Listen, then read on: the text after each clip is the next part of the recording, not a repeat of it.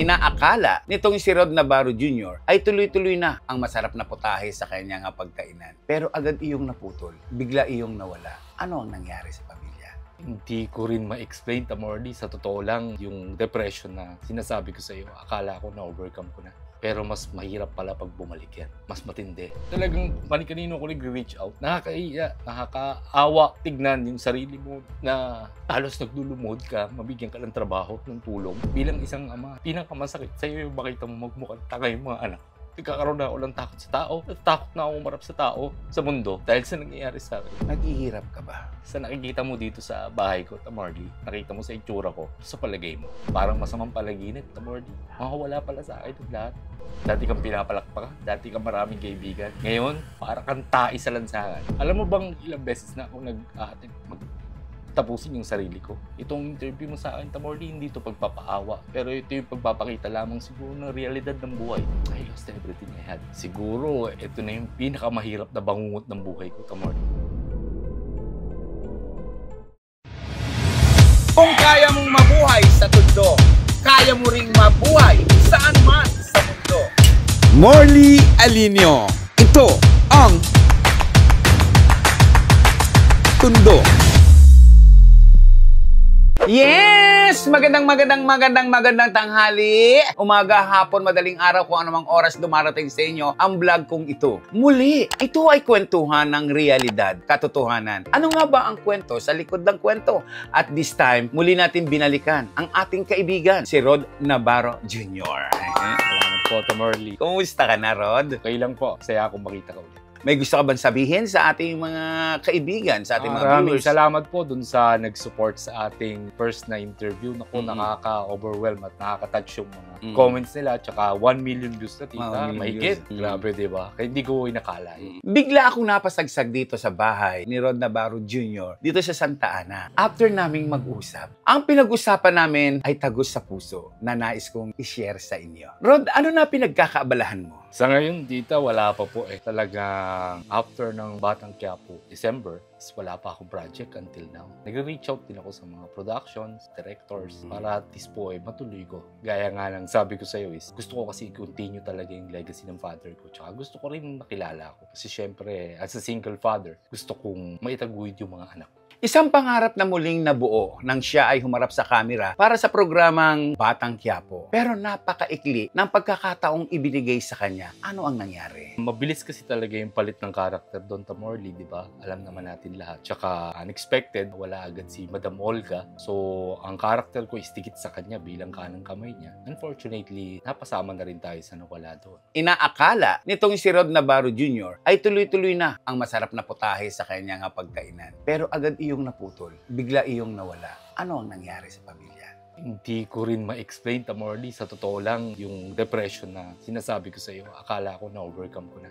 Pero mas mahirap pala pag bumalik yan. Mas matindi. As you can see, ikaw nga pagbati mo sa akin kanina, laki ng piniit ko, di ba? Ako rin di ako makapaniwala sa sarili ko eh. Kasi nagkaroon ako ng high spirits nung ako eh nakapasok sa Batang Quiapo. At sobrang pasalamat ko naman sa kanilang lahat. Pati syempre kay Direk Coco Martin. Dahil sino naman mag-aakala, hindi lahat napapasama doon. Tsaka syempre, bilang dala ko yung pangalan ng tatay ko, alam kong kinararangan niya ako na makita doon.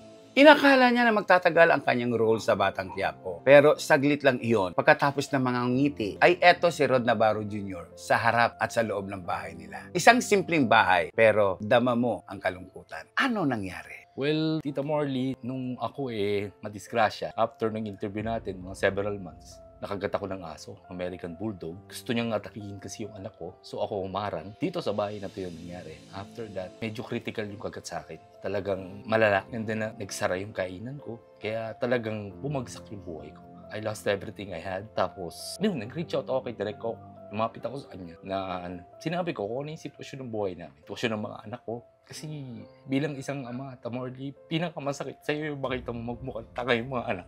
Yun ang pinakamasakit. Kaya ako, talagang kanino ako nag-reach out. Nakakaiya, nakakaawa tignan yung sarili mo na halos naglulumod ka, mabigyan ka ng trabaho, ng tulong. Kasi may binubuhay kang anak eh. Ikaw nagdala sa kanila sa mundo, tapos pahihirapan mo lang. Yun yung mga pinagdadaanan ko ngayon, kaya madalas depressed ako, Marley. Nagkakaroon na ako ng takot sa tao. Takot na ako umarap sa tao, sa mundo, dahil sa nangyayari sa akin. Aakalain kasi ng iba na kapag lumapit ka ng tulong or nagsabi ka, akala nagbibiro ka. Or akala, sabagay, sino nga ba naman maniniwala? Sino ba naman yung father ko pagdating sa industriya? Di ba? Kilalang napakayaman. Pero gaya nga ng sinabi mo sa akin noon, kaano ba kasakit yung pagdamutan ka sa naipundar ng tatay mo? Rod, isang diretsong tanong. Huwag ka sana magagalit sa akin. Naghihirap ka ba? Sa nakikita mo dito sa bahay ko, Marley, nakita mo sa itsura ko, sa palagay mo.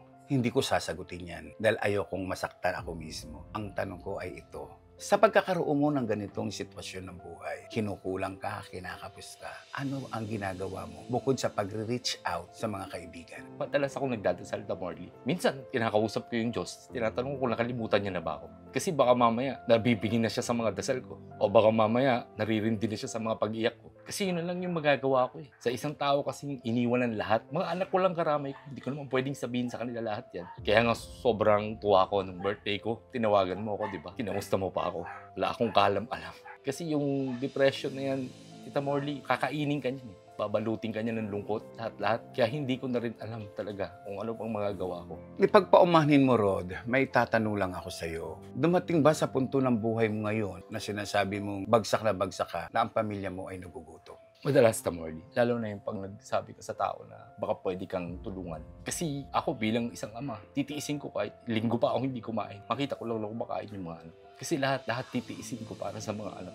Lahat gagawin ko. Itong interview mo sa akin, Marley, hindi ito pagpapaawa. Pero ito yung pagpapakita lamang siguro ng realidad ng buhay, di ba? Ito ang katotohanan. Oo. Ano ang katotohanan sa isang Rod Navarro Jr.? I lost everything I had, Marley. Dati napakaganda ng buhay ko nung hotel manager pa ako. May kotse ako, may mga motor ako, may sasakyan ako. Pero hindi ko inakala sa isang iglap, Marley, sa pagkakasakit ko at paghiwalay namin mag-asawa, mawawala sa akin ang lahat. Ilan ba ang anak mo? 4. Ilang taon ang mga ito? Yung panganay ko, Marley, is 25. Yung sumunod ko is 17, 15, and 3. May anak ka ng 25, may anak ka ng 21. Hindi ba sila nakakatulong financially sa'yo? Yung anak ko na panganay, Marley, wala sa akin yun. We lost communication nung nawalan ako ng trabaho. Nagalit siya sa akin. Inisip niya na pinagtatamutan ko siya. Ilang taon na ang nagdaan, ilang Father's Day, ilang birthday ko. Never akong binati. Naka-block ako sa Facebook, lahat.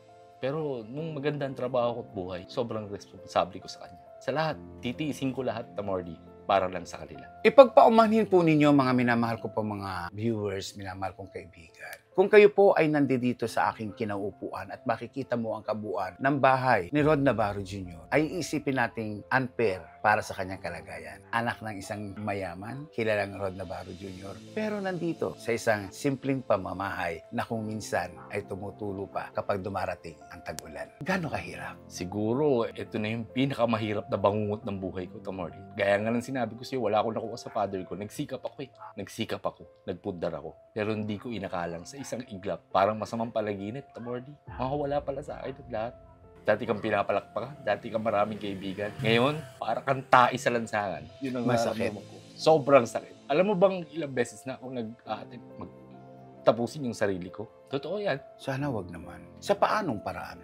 Maraming beses eh. Bakit? Para makatakas. Para siguro sa isang punto ng buhay ko, nagiging duwag na rin ako. Dahil sa dami ng problema, dami ng iniisip. Yung pag-iisip mo para sa mga anak mo. So, minsan gusto kong takasan. At sukuan.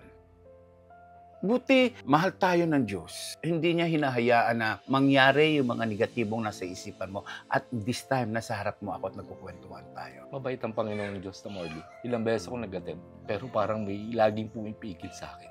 Hiningi mo ba ng tawad iyon pag-attempt mo? Marley. Sobrang hiningi ko ng tawad. Hindi ko na inuulit. Maaaring isipin ng ating mga viewers, ng ating mga listeners, malaki naman ang katawan mo, malakas ka naman. Bakit hindi ka maghanap ng ibang trabaho? Yung pagtatrabaho na yan, depende sa edad. Alam mo naman dito sa atin sa Pilipinas, kapag ikaw overage na, hirap ka na bumalik ng trabaho. At yung dati kong trabaho, hindi ko na mabalikan. Gawa ng trauma ko din sa mga nangyari. Kasi yung pandemic na pagtatrabaho ko sa hotel, napakadelikado. Ilang beses ako na-quarantine at may baby ako, Marley. At isa na rin yan sa naging dahilan pagkawasak ng pamilya ko. Gaano kahirap ang isang ama na ang pamilya ay nasira? masakit. Kasi ayokong matulad sa tatay ko. Kaya sabi ko, lahat gagawin ko para hanggang sa huling hininga ko, magkakasama kami ng buong pamilya ko. Pero madalas ako natutulog, sinasabi ko na sana panaginip lang to. Sana pagising ko buo pa yung pamilya ko. Ang unang interview namin ay punong-puno ng sigla, masasayang halakhak, punong-puno ng buhay. Nakabaligtaran ngayon sa muli naming pagkikita ni Rod Navarro Jr. Anong nangyari? Pumayat ka ng ganyan, nawala yung saya, at napuno ka ng lumbay. Depression, Tamorly. Sobrang na-depress ako. Stress ako sa lahat. Kasi yung pag-aakala kong nag-uumpisa na ako makabangon, bigla naman tayo parang napaglaruan ng kapalaran. Ang hirap talaga. Kasi yung pag-iisip mo sa araw-araw, hindi mo magawang uminom ng tubig na hindi mo magawa dahil sa sobrang depression. Lagi ako nag-overthink, Tamorly. Dahil kong iniisip, paano na bukas? Takot na nga ako ngayong araw na to. Patatakot pa ako lalo bukas. Anong ginagawa mo pag nakakaramdam ka ng ganung takot? Iisa ako dito. Natatakot ako. Nagdadasal na lang ako lang nagdadasal. Kung may mapapanood ako tungkol sa Diyos, yun na lang yung ginagawa ko. Ang bahay na ito ay iyong inuupahan. Ilan taon mo na siyang inuupahan? Mga nasa 14 years po. 14 years. Buti hindi ka kinakapos sa pagbabayad dito. Sa hirap ng buhay, Tamorly, marami ng mga bagay na mahirap i-explica pero punong-puno talaga ng problema. Sobra, Tita Buti Morly. hindi ka pinaalis dito. Dumadating na ako sa puntong yan. Hindi ka nakapagbabayad. Hindi. Dahil yung may-ari ng bahay namin, kinausap ako na huwag nang manggap bayad, pinapaalis kami. Ang problema naman, Tamorly, kung wala kang trabaho, wala kang lilipatan at minorte edad ang mga anak mo, saan mo dadalhin? Tubig ilaw, buti hindi ka napuputulan. Nung minsan tumawag ka sa akin, di ba sinabi ko sa'yo, Putol ang ilaw mo. dumadating, Tamorly, dumadating. Yung pagbebenta mo ng lahat ng meron ka, masakit yun. Ano-ano na ba na ibenta mo? Lahat ng meron ako. Ano pang meron ka ngayon? Maliban doon sa mga ari-arian. Pagmamahal na lang ng mga anak ko kung natitira sa akin, Tamorly. Iyon na lang ang tanging mong kayamanan. Yun na lang. Yun na lang talaga. Sinubukan ko lumapit sa lahat ng inaakala kung pwede akong matulungan. I'm not asking for so much, Tamorly. Yung matulungan lang kami. Kasi hindi lahat ng humingi ng tulong, scammer yan. Hindi lahat, Tamorly. Kasi ako nung maganda yung buhay ko, ang dami kong tinulungan. Napakarami kong tinulungan sa trabaho, kaibigan, lahat. Hindi mo na ako kailangang iyakan, Tamorly. Nung ako meron, pag lumapit ka sa akin, ako na kusang magbibigay. Kasi hindi ka naman pupunta sa akin kung wala ang kailangan, tama ba? Ganun ang buhay ko. Ano ang nangyari doon sa mga taong binigyan mo ng tulong? Minsan sila pa yung tumatawa sa'yo. Masaya pa sila sa kalagayan mo. Alam mo, pinakamasakit sa buhay ng tao, Tamorly, yung rejection eh. Di ba? Kung ikaw makakita ka ng isang taong sasabihin niya sa'yo na kahit wag na ako, pakain mo lang yung anak ko. Anong mararamdaman mo, di ba? Ganun kahirap, Tamorly. Diretsa at diretsong tanong, sumasala kayo sa pagkain. Madalas, nakakaya, no? Nakakaya. Pero madalas. Ako po ay halos walang masabi. Dama ko po yung lungkot, ramdam ko yung kirot. Nararamdaman ko ang isang Rod Navarro Jr. Mabigat ang dinadala mong problema ngayon, particularly financially. So anong plano mo? Humingi pa rin ako ng tulong. Hindi ako tumitigil humingi ng tulong. Pero hindi naman ako humingi ng pera, Tamorly. Galing na nga kay Direk Coco Martin eh. 'Di ba? Na bilib daw siya sa akin kasi kahit umuulan, daw umalis. Na nag-intay talaga ako. Tapos hindi pera yung hiningi ko sa kanya. Trabaho. Kasi ako mas gugustuhin ko, Tamorly, na turuan mo na lang ako mga isda kaysa bigyan mo ako ng isda. Para at least hindi na sila magugutom. Kaya trabaho lang hiningi ko. Trabaho lang, Tamorly. So, ibig sabihin, ikaw ay hindi nagmamakaawa para bigyan ka ng pera o suporta sa pangangailangan mo. Kundi ang hinihingi mo ngayon ay tulong para sa trabaho. Yun po ang ginawa ko nung lumapit ako kay Direk Coco. At sobrang salamat naman po kasi nabigyan naman tayo ng pagkakataon sa Batang Quiapo. Kasi ako, Tamorly, gusto ko talagang maibangon yung mga bata, mga anak ko. Kasi gaano ba kasakit sa'yo na yung mga anak mo nag-aaral dati sa private, tapos ngayon, nilipat mo ng public. Pero sobrang pasalamat ako sa kanila, sa Diyos. Kasi, Tamorly, kahit na naghihirap ako, mas gusto nilang kasama pa rin ako. May mensahe ka bang gustong sabihin kay Coco? Sorry po pero ang kwento po ng buhay o role nitong si Rod Navarro Jr. ay hindi nagwakas. May kasunod. May plano ka bang kausapin uli si Coco Martin o manawagan sa Batang Quiapo? Nag-reach out po ako sa kanya about our situation talaga, Tamorly. Kasi nga, yung hirap ng sitwasyon. Nag-reach out po ako. Ano ang sabi niya? Wala pa pong feedback si Direk, pero syempre ako ay laging pasalamat. Kaya nga pag may nag-interview sa akin o may mga write-up, talagang pasasalamat ko. At utang na loob ko kasi hindi lahat nabibigyan ng pagkakataong maka-join sa Batang Quiapo. At gusto mong bumalik sana sa Batang Quiapo? Kung may pagkakataon po, bakit hindi? At saka syempre po, Kung ang pinagdasal ko talaga noon at iniling ko, yung mahabang pagtatrabaho. Yun lang makakapagpabangon sa akin. At hindi lamang sa Batang Quiapo, maging sa iba pang mga proyekto. Opo, TV series, willing ka dyan. kahit saan po, lahat po ginagawa ko kasi para sa akin, isang amang mataas ang pangarap niya para sa mga anak niya. Hindi siya mahihiya kahit kumain ako ng lupa at morley. Kakainin ko yung pride ko. Kakahiyamang lumapit sa iyo ng trabaho, gagawin ko pa ulit-ulit. Huwag ko lang makita naghihirap ang mga anak. Bukod sa pagiging isang artista, ano pa ba ang kakayahan ng isang Rod Navarro Jr. upang kumita? Well, Tamorly, mahilig din talaga ako magnegosyo. Sayang yung nagsara kong negosyo dahil kumikita yun araw-araw. Passion ko rin yung pagluluto. Lalo-lalo na masakit sa akin kasi dinedicate ko sa father ko yun. Parang ako lang yata sa anak ang may ganong parang taas ng respeto sa kanya kasi kahit kanino pinagmamalaki ko yung father ko. Kung babalikan po natin ang nakaraan, lalo na po nung aming unang usapan na kung saan ay pinagkwentuhan namin ang mga ari-arian ng yumaong Rod Navarro. Walang nakuha si Rod Navarro Jr. na konti man. Ano na ang sumunod na kwento? Parang wala naman akong habulin, Tamorly. Parang wala na akong makukuha at wala na rin natitira. Anong ibig sabihin wala nang natitira? Sa tagal ng panahon, Tamorly, at nalaman ko na wala na, hindi na rin yun yung mga properties na sapat. Talagang napunta na sa mga taong sinarili lang. Sino mag-aakala ng isang anak ng kinilala ni respeto na Rod Navarro, sorry po ha, ay naghihirap na ngayon na kumakalaman tiyan na nalilipasan ng gutom. Rod, kung magkakaroon ng pagkakataong makausap mo ang iyong ama, ano ang gusto mong sabihin sa kanya? Hihingi ako ng tulong sa kanya. Kagaya ng ginagawa ng mga anak na nabibigo, Tamorly. Lalapit sa tatay o sa magulang para sabihin tulungan mo ako. Kasi mahirap eh. Ang buhay ko, Tamorly, ako ulila. Wala akong kapatid na, wala akong nanay, wala akong tatay. Mga anak ko lang at yung ex-wife ko, ang pamilya meron ako. Hindi ba't may anak si Rod Navarro o mga kapatid ka sa labas? Lumaki ako, Tamorly, na hindi naman kami magkakasama talaga. Tsaka hindi kami close. Kaya wala rin naman akong aasahan sa mga kapatid ko. Ikaw ba ay legal na anak ni Rod Wala Navarro namang Jr.? illegal sa amin, Tamorly. Lahat naman kami, inacknowledge yung tatay ko. Wala naman siyang anak na illegitimate. Ang nanay mo ba ay kasal kay Rod Navarro? Ang mother ko, hindi. May pinakasalan ba si Rod Navarro? Yun ang isa sa pinagkakaguluhan nila ng araw. Parang sinasabing lahat ay kasal. Pero gaya nga ng sinabi ko sa iyo, yung tunay na pamilya yung una. Rod, kung bubuksan ang puso mo sa mga sandaling ito na nandito tayo sa bahay ninyo, ano ang gusto mong sabihin sa mga tao? Sana po, kapag may na-experience kayo, kagaya ko, na kakaroon ng depresyon at namang problema, pagtuunan niyo po ng pansin.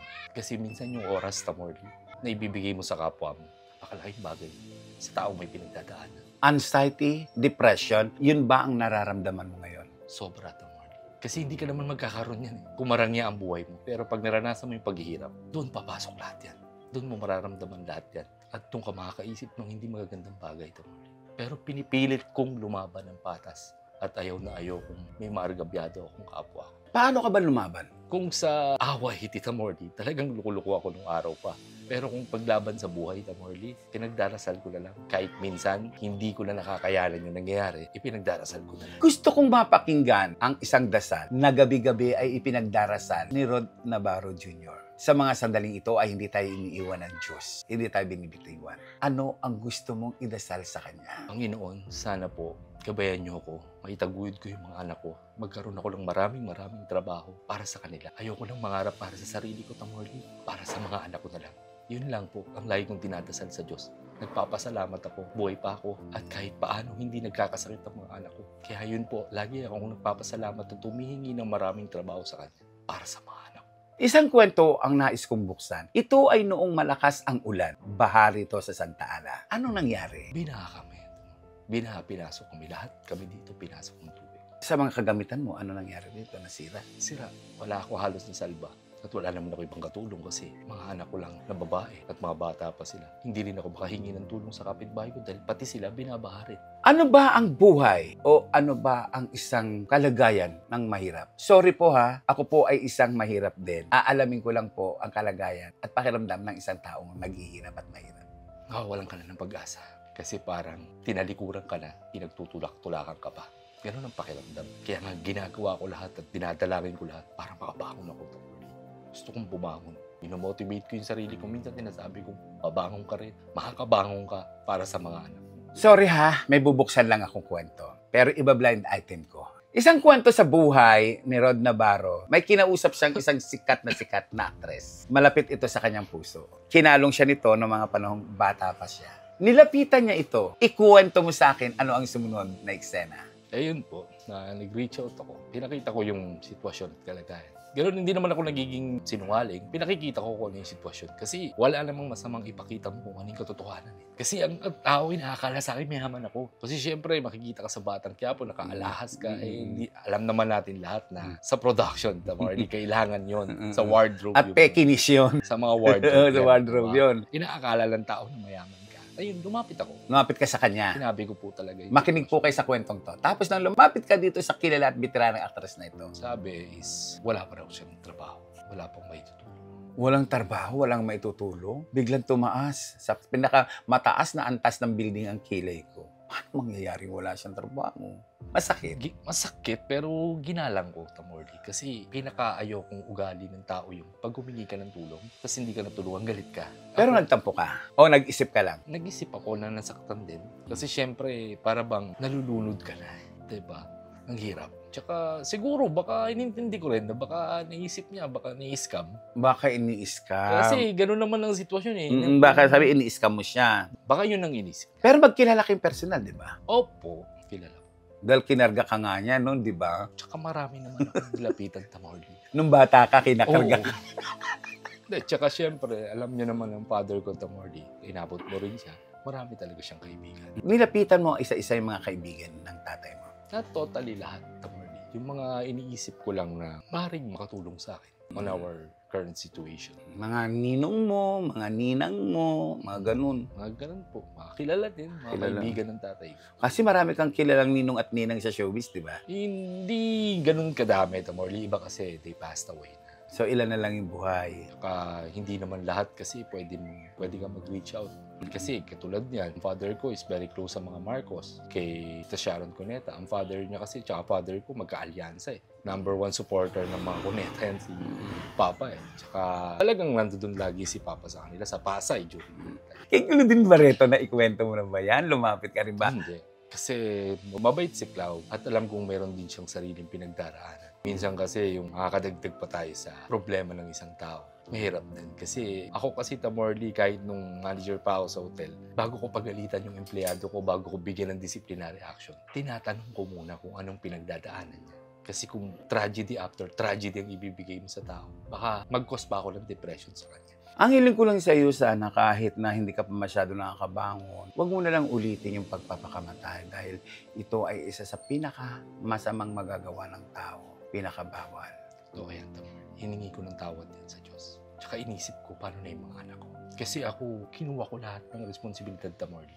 Napaka-impokrito ko naman sabihin kung ako lang ang nagkamali sa pagkawasak ng pamilya ko. Pero oo, tinatanggap.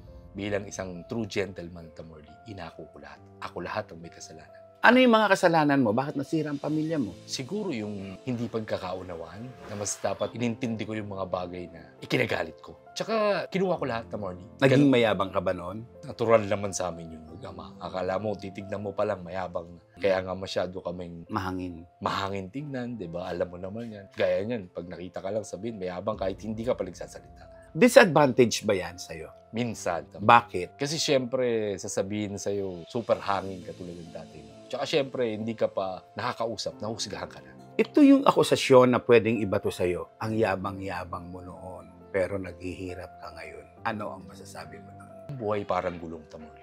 Minsan nasa ipapaw, minsan nasa vulcanizing. Diba? Nasa Yun eh. vulcanizing. Nasa vulcanizing ang buhay ko ngayon. Siyempre, Pagawaan. kung yung milyonaryo nga, naghihirap eh. Ako pa kaya na lumalaban lang ng pata sa buhay. Tsaka everyone knows na sa pagpapasaya natin doon sa una nating interview is talagang nire-reenact ko yung tatay ko para mapasaya sila. Ang saya ng kwentuhan natin noon na parang kabaligtaran ngayon. Miss na miss ko ng tumawa. Gusto mong tumawa. Pinipilit ko, pero kahit anong panood ko ngayon ng nakakatawa, hindi ako matawa-tawa. Bakit? Nauuna yung pag-iisip mo ng problema. Yung kawalan ng trabaho, paghihirap, at yung takot para sa mga anak mo. Yan ang matinding kalaban ng tao. Kaya itong interview ko, hindi para magpaawa, Tamordi. Para makita ng mundo na hindi biro ang depression ngayon. Hindi talaga biro. Namamatay ang mga tao dahil sa sobrang depression. Napakahirap. Muli inuulit ko, ang pag-uusap namin ni Rod Navarro Jr., tulad nga ng sinabi niya, ay hindi pagmamakaawa, hindi paninikluhod, kundi pagbubukas sa kaalaman ng lahat tungkol sa kung ano ang nangyayari sa kanya ngayon. Totoo po. Kasi, Tamorly, nagawa ko na humingi ng tulong, syempre. At saka yung iba kasi hindi talaga naniniwala. Walang makapaniwala. Sabi, nagbibiro ka ba? Biro ba to? Joke ba to? Prank ba to? Hindi, Tamorly. Pagpapakita lang to ng realidad ng buhay na dapat siguro mas pahalagahan natin yung mga bagay na meron tayo or maging thankful tayo sa Diyos. Kasi hindi mo alam, Tamorly, kung kailan babawiin sa yan. Parang yung hininga rin natin. Ngayon, humihinga ka, bukas pa hindi na. Ganon din siguro yung dapat na meron tayo. Maliit man, malaki, pahalagahan natin. Siyempre, gusto ko magpasalamat sa mga tao na nakakaunawa. Marami na kagaya mo. Hindi ko akalain na nung birthday ko talagang nag-reach out kapag gusto mo pang pumunta dito. Ginabi lang yung vlog. Yun ang pinakamagandang regalo mo sa isang tao eh. Yung pupuntahan mo siya sa araw ng birthday niya. Wala. Ilang taon na akong hindi naghahanda ng birthday ko, Tamorly. Kumusta naman yung mga daga dito? Ako, problema sa lugar. Habang nagkukwentuhan po kami, may dumaan pong daga dito sa harapan ko. Hindi, mali ka, hindi yan daga. Mayaman kami. Wow. Raccoon yan, raccoon. Mayaman kami. Ano ka ba? Kahit hanggang ngayon, tumatawa ka pa. May mga alaga ka pala dito. Hindi, Tamorly kasi nga, nagbaha dito. Yan, kahit sa ibang bahay niya. Talagang problema din. Di ba? Ikaw nga, kaya nga ikaw bilang ako, kung bakit ko gustong makaalis sa sitwasyon ng buhay ko. Kasi iniisip ko din yung mga anak ko eh. Di ba? Ikaw ba naman eh, nag-uusap tayo dito, nagtatalunan yung mga raccoon yun. Diba? Habang kami nagkukwentuhan, napalingin mo kung gano'n. Huwag mo lang! Mapanakit ka rin eh. Parang yung mga daga, gustong magsabulot. Nagagandahan lang sila sa'yo. Ngayon lang sila nakakita ng Queen of Amazon. Sanay ka na sa mga daga. Hindi naman. Eh, ba't na kalat? Hindi ko naman nakikita eh. Kataligod ako eh. Ikaw lang yung marami napapansin. Ako ini-interview mo, hindi yung raccoon. Buti hindi nagtatalunan sa dibdib yung mga daga. Hindi naman. Minsan lang pag gusto nila. Buti hindi ka kinakagat man sa kamay niyan. Ang bahay po ng ating kaibigan na si Rod Navarro ay isang simple, pero mararamdaman mo ang pagiging totoong tao. Sabi nga, anuhin mo ang mapalasyong tahanan kung ang nakatira ay kuwago. Sa simpleng bahay na ito ni Rod Navarro Jr., ramdam ko ang pagiging totoong tao at pagiging kaibigan nito. Rod, maraming salamat. Salamat din, Tamorly, kasi actually, itong interview kong to ay open mo sa lahat. Talagang malaking bagay sa akin. Sumakita nila yung sitwasyon at sabihin nilang hindi ako nagbibiro sa sitwasyon ng buhay ko. Malay mo, ito rin yung magbigay sa akin at magbukas opportunity at trabaho, Tamorly, para maitaguyod ko yung mga anak ko. Last word, hindi mo ikinahihiya ang iyong kahirapan. Hindi naman kinahihiya yung katotohanan, Tamorly. Alam na ng tao sa paligid ko na naghihirap ako. Mula nang nawala sa akin ng lahat. Ano pang ikahihiya ko? Hindi nakakahiya yung pagsasabi ng totoo at pag-amin ng totoo. Dalawang bagay lang yan. May sumimpad siya sa'yo, pagtawanan ang sitwasyon mo. Handa ka ba sa mga lalait at muling dudurog ng pagkatao mo? Ayos lang yan. Pero hindi ko naman din gagawin sa inyo yung pag kayo ang nasa sitwasyon. Dahil ako, ayoko kahit sino man dito sa kaharap ko sa inyo. Ayoko maranasan nyo yung naranasan. Masakit na mga linyahan, pero punong-puno ng katotohanan. Masakit pakinggan, nakakalungkot isipin ng isang Rod Navarro Jr. ay aminado sa kanyang kalagayan. Isang pagbubukas sa kaisipan at kamalayan natin na ang buhay ay parang gulong lang. Minsan, nasa ibabaw, minsan, nasa ilalim. Kantahin mo nga yung gulong ng palad. Hindi ko na kaya kumanta. Bakit? Nawala siya sa akin bigla. Teka, naguluhan ako. Kumakanta po ang isang Rod Navarro Jr. Maganda po ang tinig nito. At ngayon, sasabihin sa akin, hindi na po siya nakakanta. Rod, nagulat uli ako doon. Bakit? Hindi ko na na-appreciate yung music ngayon. Biglang nawala sa akin lahat. Kumpiyansa ko. Lahat. Dahil sa sitwasyon. Sabi ko nga sa'yo, katakutan mo yung part 2 ng depression. Mas malala yun. Mas malala. Nadudurog po ako sa mga titig ni Rod Navarro. Katotohanan ng buhay. Walang pagsisinungaling, walang itinatago. Ramdam kita, Rod. Salamat, Tamorly. At salamat din sa mga taong nakakaunawa. Kahit yung prayers nila, sobrang na-appreciate ko.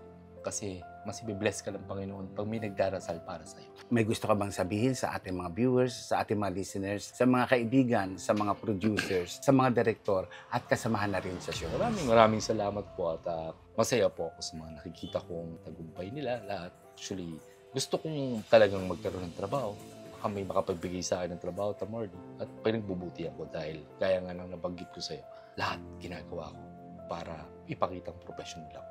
Tsaka nagpapasalamat po ako sa mga nanonood, syempre, tsaka sa mga sumisimpatya sa program mo, lalo na yung first interview natin. Kasi sobrang tuwan-tuwa ako dun dahil tipin mo galing pa ng ibang bansa yung mga tao na nagbe-message, naaliw sila, di ba? Pero gaya nga ng sabi ko sa'yo, ang buhay, parang kanta rin. Kaano mong kaganda, meron pa rin katapusan. Ang lahat ng kwento, may tuldok. May tuldok, pero hindi lahat ng tuldok doon nagtatapos. At hindi lahat ng pagtatapos ay end, kundi pagsisimula. Hindi lahat ng araw ay umuulan. At hindi lahat ng ulan ay nakakabasa ng tuluyan. Pwede mo itong pagtaguan. Tama ka dyan, Tamordi. Kaya maraming salamat po. Salamat sa iyo, Tamordi. Na-appreciate ko yung ginawa mo sa akin ng birthday ko. Maraming salamat din sa iyo. Salamat, Tamordi. Thank you so much. Punong-puno, siksik-liglig na naman po ang ating kwentuhan ngayon. Siyempre pa, nakasama po natin ang nag-iisang Rod Navarro Jr. Thank you so much. Salamat po. Maraming salamat po. God bless everyone po. Isang kwento ng katotohanan. Kwento sa likod ng kwento. Ito po ang realidad. Ako po si Morley Alinio na nagsasabing kapag nabuhay ka sa tundo, Mabubuhay ka saan man panig ng mundo.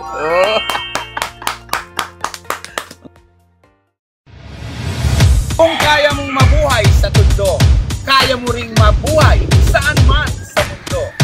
Morley Alinio. Ito ang Tundo.